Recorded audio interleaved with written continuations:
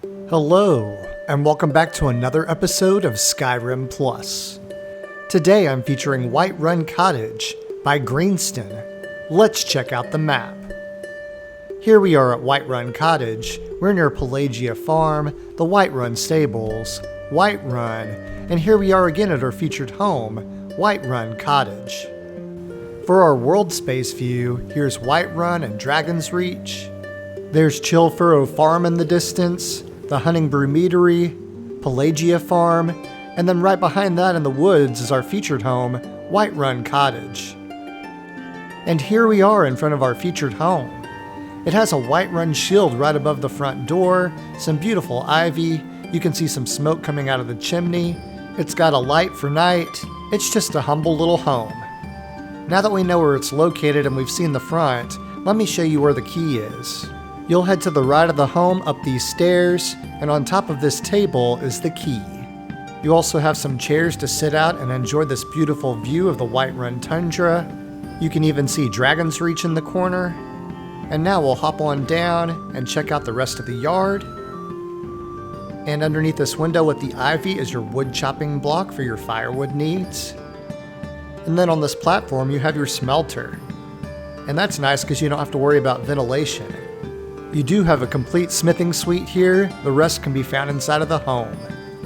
As we round the corner you can see Dragon's Reach and the windmill from Pelagia's farm, that looks really nice.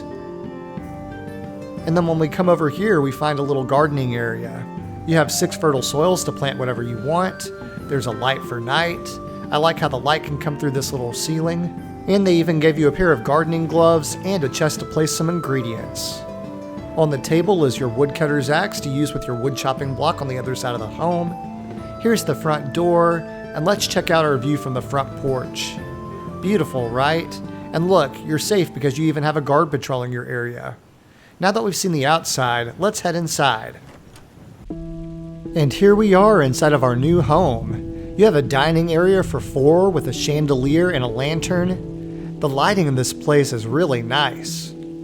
And as we head to the corner, we have a mannequin, weapons rack, and display case to show off some of your favorite weapons and armor. Next, we have the library. I like how the mod author chose some more interesting books to display. There's a skull mounted to a shield, a statue of Dibella, a map of Skyrim, a dark elf lantern, and look at that impaled dragon skull. How cool is that? And on the desk is named storage for notes. Here's a fireplace with some mounted antlers and a spot to place a blade sword if you have one in your inventory. And here's the kitchen. You have a cooking pot on your left, some harvestable ingredients in the back, and another dark elf lantern for great lighting. Here's the home's entryway. You have a couple of tables with some mushrooms and a war horn. You might want to use Jackson's positioner to add some more clutter here. And when we turn, we see a divider that has a Dwemer device and a little tiny juniper tree that looks like a bonsai tree from Karate Kid. Here's your grindstone and tanning rack as well as some pelt storage. Here's a wardrobe. And now you can see the last of our crafting space for your workbench, anvil, and themed smithing clutter. Looks pretty cozy back here.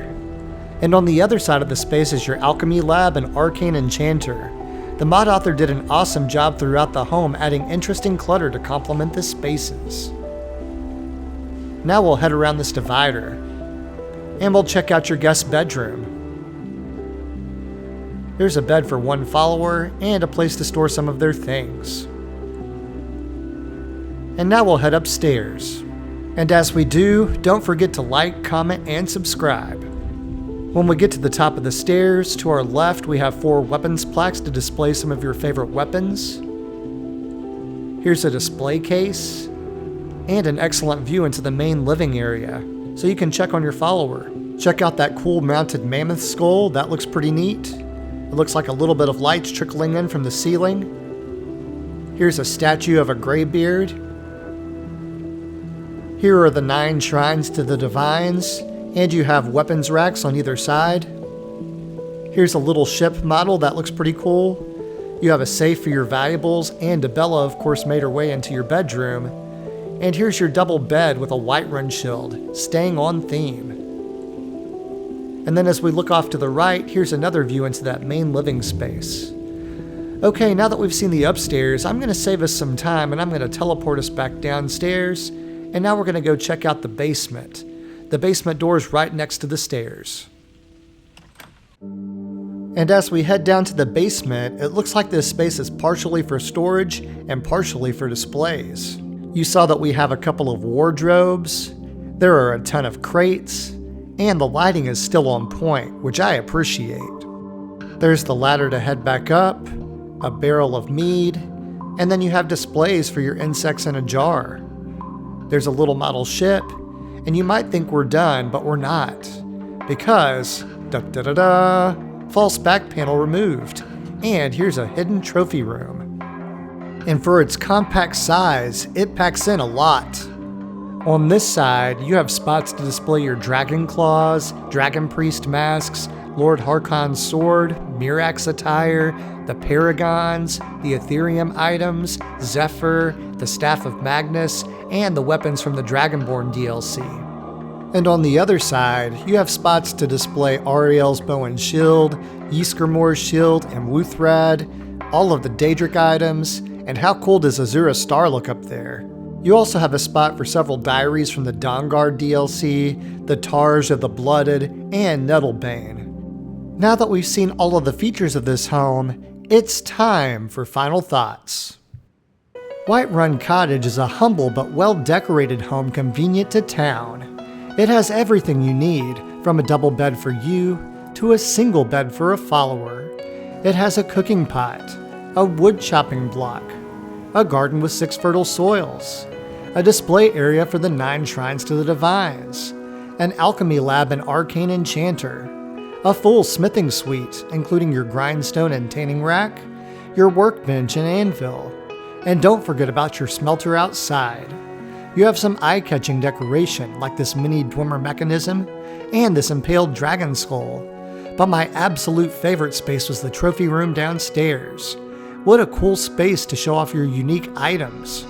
It's safe to say that this home's a keeper. This concludes my feature of Whiterun Cottage.